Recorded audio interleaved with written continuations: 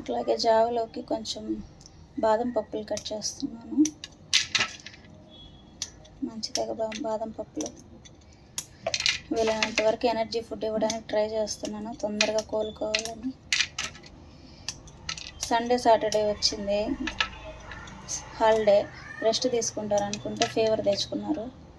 ఏం చేద్దాం.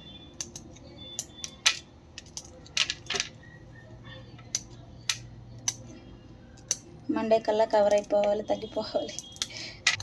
బెంగళూరులో క్లైమేట్ చేంజ్ అయిపోయింది, దానివల్ల ఫీవర్లు అన్నీ స్టార్ట్ అయ్యి హెల్తీగా ఉంటుంది.